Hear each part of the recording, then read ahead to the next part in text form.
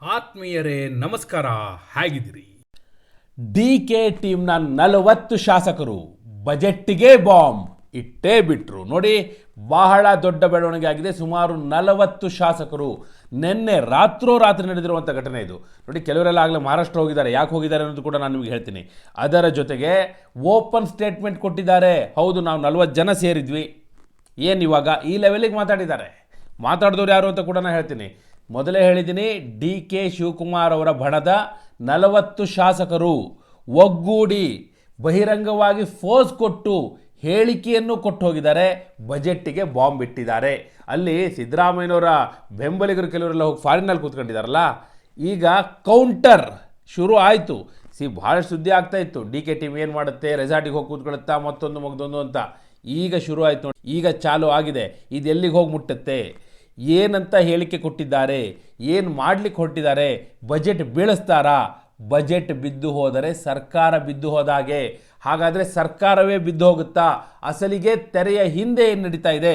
ಆ ಎಲ್ಲ ವಿವರಗಳನ್ನ ಕೊಡೋ ಸಲುವಾಗಿ ನಾನು ಬಂದಿದ್ದೇನೆ. ಆತ್ಮೀಯರೇ, ವಾರ್ತೆ ವಿಶೇಷ ಕಾರ್ಯಕ್ರಮಕ್ಕೆ ಸ್ವಾಗತ. ನಾನು ವೀರೇಂದ್ರ ಉಪ್ಪುಂದ.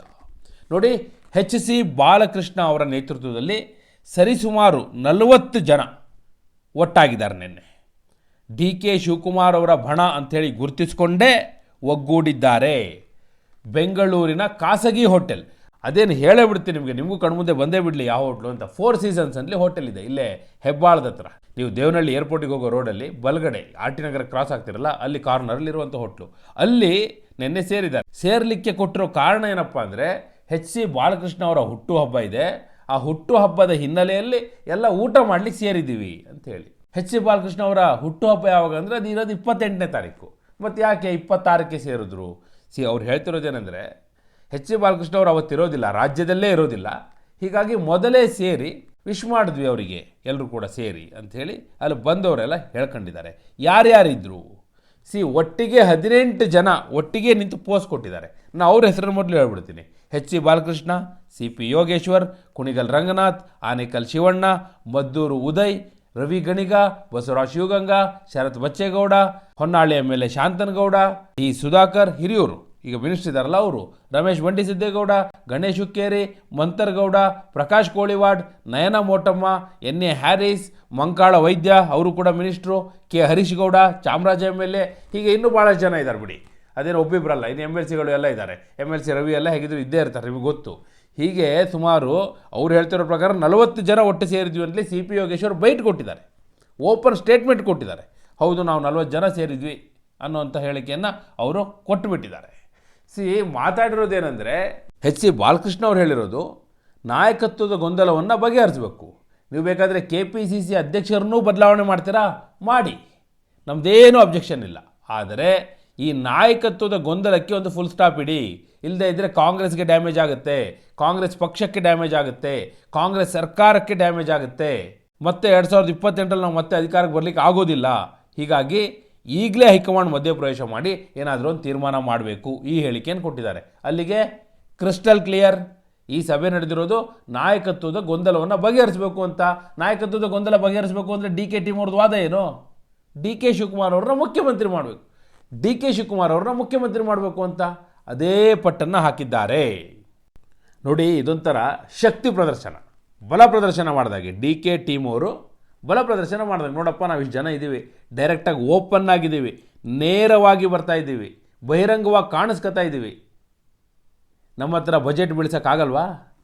ಇಷ್ಟು ಜನ ಅಂದರೆ ಅವ್ರು ಹೇಳೋ ಪ್ರಕಾರ 40 ಜನ ಅಂತ ಹೇಳ್ತಿದ್ದಾರಲ್ಲ, 40 ಜನ ಗೈರು ಹಾಜರಾದರೆ ಹೆಂಗೆ ಬಜೆಟ್ ಪಾಸ್ ಆಗುತ್ತೆ ಅಂತೇಳಿ ಕ್ವಶನ್ ಮಾಡ್ದಂಗೆ ಅವರು. ಇವೆಲ್ಲ ಕನೆಕ್ಟೆಡ್ಡು, ಅಂದರೆ ಒಂದರಿಂದ ಒಂದು. ಮೊನ್ನೆ ಏನಂತಿದ್ರು ಉದಯ್ MLA ಉದಯ್ ಏನಂದರು, ನೋಡ್ತೀವಿ ಈ ಮಂತ್ ಎಂಡ್ವರೆಗೂ, ಅದಾದಮೇಲೆ ನಾವು ಡೆಲ್ಲಿಗೆ ಹೋಗ್ತೀವಿ ಎಲ್ಲ ಸೇರ್ಕೊಂಡು, ಇನ್ನೊಂದು ಸತಿ ಡೆಲ್ಲಿ ಯಾತ್ರೆ ಮಾಡ್ತೀವಿ ಅಂತ. ಅವಾಗ ಒಂದು ಸತಿ ಹೋಗಿ ಬಂದಿದ್ರಲ್ಲ, ಈಗ ಮತ್ತೆ ಹೋಗ್ತೀವಿ ಅಂತ. ಅಲ್ಲಿಗೆ ಡಿ.ಕೆ ಶಿವಕುಮಾರ್ ಆ್ಯಂಡ್ ಟೀಮ್ ನಾವಂತೂ ಬಿಡೋರಲ್ಲ.